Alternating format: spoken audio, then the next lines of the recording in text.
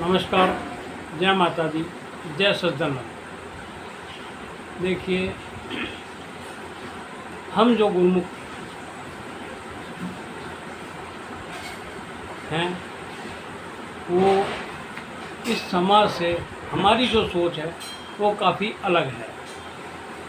और हमें जो गुरु का साथ मिला, हमें जो गुरुओं से ज्ञान मिला, उससे हमारे जीवन में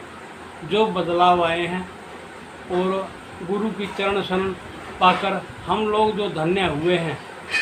तो हमें अपने गुरु का आभारी होना चाहिए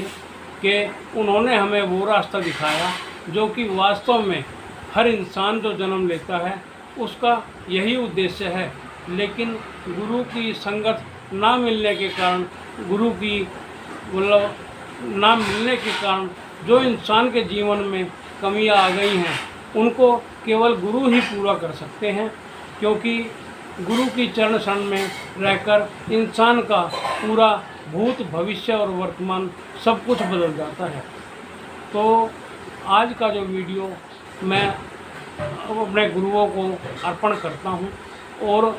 ये चीज़ इसका मैं सारा श्रेय अपने गुरुओं को देता हूं जो हमारे जीवन में इस तरह का प्रभाव है कि हमारे को जो समाज की जो बुराइयां हैं वो हमारे को छू नहीं पाई, और जो है जो इस समाज के अंदर कमियां हैं हम उनको देखते हैं और हम उनसे बहुत कुछ सीखते हैं। तो मेन चीज़ हमें गुरु ने जो है यही चीज़ सिखाई कि जिस चीज़ को आप आज सुन रहे हो, आज आप समझ रहे हो, उस चीज़ को अपने जीवन के अंदर किस प्रकार से उतारना है, और इस समाज को बदलने में इसको योग में जो हमारा योगदान होना चाहिए, क्या हम वो योगदान इस समाज को दे पा रहे हैं। और देखो, गुरु के जैसे एक क्लास के अंदर 50 शिष्य होते हैं, तो ज़रूरी नहीं है कि वो 50 के 50 IAS ऑफिसर बने या IPS ऑफिसर बने, लेकिन हैं तो वो उन्हीं 50 बच्चों के बीच में से वही IAS बने हैं, वही IPS बने हैं, और वही अलग अलग जो है पदों को लोगों ने पाया है। लेकिन उसी क्लास के उन 50 बच्चों में से जेब कतरे भी बने हैं और जो है चोर भी बने हैं। लेकिन देखो, खाली एक क्लास में बैठकर तो जो हमारे शिक्षक थे उन्होंने जो हमें ज्ञान दिया, वो उस ज्ञान उन्होंने तो सब में बराबर बांटा, लेकिन वो हमारे अपने अलग अलग सामर्थ्य थे कि हमने कितना ज्ञान उनसे ले पाए, या हमने उसको याद रखा, या हम उस चीज़ पे वो जैसे हमारे पेपर हुए तो हम उस चीज़ का जवाब दे पाए। ऐसे ही हमारे जो ये गुरु हैं जो कि भक्ति और मुक्ति के दाता हैं,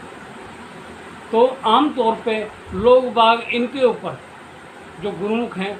उन गुरुमुख भाइयों से ये मेरा अनुरोध है कि गुरु के ऊपर वजन उतना डालें जितना कि गुरु उठ सके।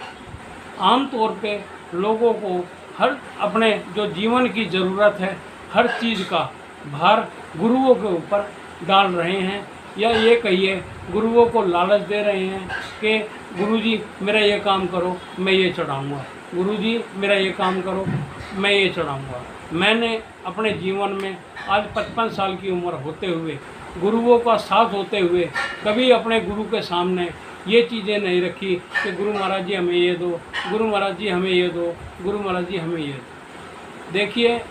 हर एक गुरु का अपना अपना एक मकसद होता है। जो हमने ये गुरु बनाए, इन्होंने जो हमें ज्ञान दिया, हमारे को मार्गदर्शन दिया कि हमें किस प्रकार अपने जीवन में क्या चीज़ करनी चाहिए और क्या नहीं करनी चाहिए। आम तौर पे लोग बाग इस चीज़ को सिर्फ एक ही उसमें देते हैं कि भाई हमने तो गुरु बना लिए, अब जो है हमारी सारी जिम्मेवारी ख़त्म, अब सारी जिम्मेवारी गुरु की है, वो ही करेगा। तो आपके घर के कार्य करने के लिए तो गुरु नहीं बने हो, उनका काम है आपको भक्ति और मुक्ति का रास्ता दिखाना, जो कि उन्होंने दिखाया। लेकिन आम तौर पे ये चीज़ मैंने देखी है कि जो हमारे गुरुमुख भाई हैं वो इतना जो है गुरु के ऊपर प्रेशर डाल देते हैं, इतनी जिम्मेवारियां डाल देते हैं कि वो उनको निभाते हुए जो है समय से पहले ही उनको जो है जाना पड़ जाता है। तो मेरा सिर्फ आप गुरुमुख भाइयों से ये मतलब अनुरोध है कि जो है अपनी जो चीज़ें हैं इनको अपने आप तक सीमित रखें। गुरु को सिर्फ वो बात बोलें जो आपके बिल्कुल वश से बाहर है। मैं ये नहीं कहता कि आपको गुरु से कुछ मांगना नहीं चाहिए या आपको गुरु जी के सामने अपनी बातें रखनी नहीं चाहिए। वो तो अंतर्यामी हैं, उनको तो हर इंसान की बातों का और हर इंसान की परेशानियों का पूरा ज्ञान है। लेकिन जो हमारे गुरु हुए हैं और जिन्होंने जितनी भक्ति की है, उस भक्ति की जो पावर हमारे इस दरबार में चल रही है, आप उस चीज़ को समझें कि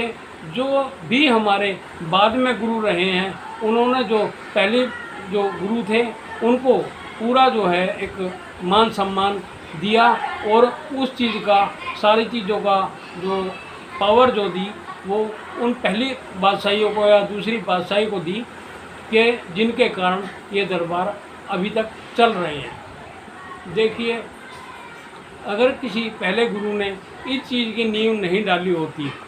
तो ये दरबार हमारे बीच में होते ही नहीं। लेकिन जब भगवान ने उनको, जब वो अंतर ध्यान होके भगवान के ध्यान में बैठे हुए थे, तो उनको ये प्रेरणा दी कि अब आप यहाँ से उठो और जो है समाज के अंदर जाके इस चीज़ का प्रचार प्रसार करो। तब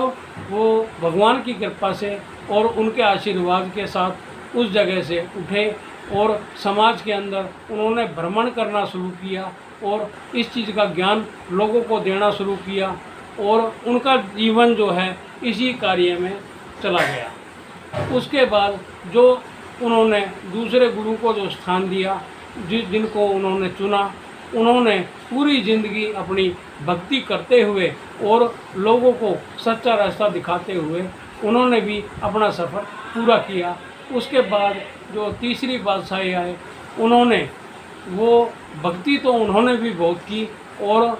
हमने जो मतलब किताबों से या ग्रंथों से जो पढ़ा है, अंत समय में जो तीसरी बादशाही जी गुरु महाराज जी थे, जिन्होंने सबसे ज़्यादा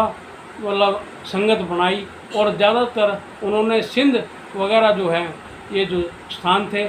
मतलब आज के समय में जितने भी सिंधी गुरुमुख पूरे के पूरे परिवार हमारे दरबार से जुड़े हुए हैं, वो तीसरी बादशाही जी के समय से और उनके ही बनाए हुए शिष्य हैं। तो मेरा कहने का मतलब सिर्फ ये है कि मतलब गुरु भी आए तो उनको भी कोई ना कोई कार्य दिया गया, जिसके द्वारा वो कार्य करके वो आगे बढ़ गए। उसके बाद जो है सबसे ज़्यादा जो प्रभाव और सबसे ज़्यादा जो प्यार चौथी बादशाही जी जो थे, उनको इतना ज़्यादा समय नहीं मिला मतलब इस गद्दी पे बैठने का और जो है लोगों का जो है ज़्यादा सुनने का। लेकिन उसके बाद पंचम बादशाही जी इस गद्दी के ऊपर विराजमान हुए और उन्होंने जो हम लोग इस दरबार के साथ जुड़े हुए थे, सबसे ज़्यादा पंचम बादशाही जी का योगदान इस जो है दरबार के अंदर बहुत ज़्यादा है और उनकी मेहनत। और देखो, हमने तो एक चीज़ देखी है, हमने उनको आरतियों में ही हम उनसे मिल पाए हैं या दर्शन हॉल में मिल पाए हैं, लेकिन उन्होंने अपने 24 घंटे में से 18 से 20 घंटे भक्ति पे ध्यान दिया है, हर चीज़ पे ध्यान दिया है। और हम लोगों के की जो परेशानियां थी, हम लोगों के लिए जो है इमारतों का बनाना और जो है लंगर हॉल बनाना, ये सब चीज़ें मतलब बहुत विशेष जो है पंचम बादशाही जी ने इसके ऊपर ध्यान दिया। और आज हम उन सब चीज़ों का, जब हम किसी भी त्यौहार पे जाते हैं अपने गुरु के स्थान पे, तो वहाँ हमें वो चीज़ दिखाई देती है। उन्होंने दुनिया भर की ज़मीन खरीद के और जो है इमारतों का निर्माण करवाया और जो है हर सुख सुविधा जो हर इंसान उनसे उम्मीद रखता है कि वहाँ जाकर उसको किसी तरह की परेशानी ना हो, वो हर चीज़ को जो है उन्होंने किया। अब जो है जो खेल रह जाता है, या ये कह लीजिए कि जो अब ये कार्य रह जाता है, वो उन महात्माओं का है जो जिन महात्माओं के जुम्मे जो सेवा गुरु महाराज जी ने लगाई है, वो उसको किस तरीके से करते हैं ये अब उनके ऊपर डिपेंड है। और जितने प्यार से अगर वो संगत के साथ जो है अपना प्यार बांटेंगे और विश्वास बांटेंगे, तो उसी हिसाब से वो अपना कार्य करते हुए अपना सफ़र पूरा कर जाएंगे। लेकिन जो महात्मा, जो बाइयाँ अगर संगत की वैल्यू नहीं समझती, संगत जो है, संगत के लिए गुरुजी की वैल्यू है, लेकिन उनके लिए भी गुरुजी की वैल्यू है। गुरु के बताए हुए रास्ते पे जो है हमारे महात्मा भाइयों को चलते हुए, जो पहले के महात्मा भाई थे उनके स्वभाव में और जो आज के समय में महात्मा भाई हैं उनके स्वभाव में ज़मीन आसमान का अंतर जो है हम महसूस करते हैं। तो मैं सिर्फ केवल और केवल उनके चरणों में एक ही विनती करना चाहूँगा कि जो ये संगत है इसको इतना प्यार दें, मान दें, सम्मान दें पैसे से, क्योंकि हमारी जो संगत है अमीर भी है, गरीब भी हैं, लेकिन गरीब को किसी भी तरीके से निराश ना करें और उनके प्रति उसी तरह का व्यवहार करें जैसा पैसे वालों के साथ किया जाता है। पैसा तो इंसान के हाथ का मैल है और हर इंसान ज़रूरी नहीं है कि पैसे के पीछे भाग रहा है। किसी के पास अगर पैसा नहीं है तो उसकी मजबूरियों को समझें और उसके साथ वही बर्ताव रखें जो एक पैसे वाले के साथ किया जाता है। जय सच्चिदानंद, नमस्कार।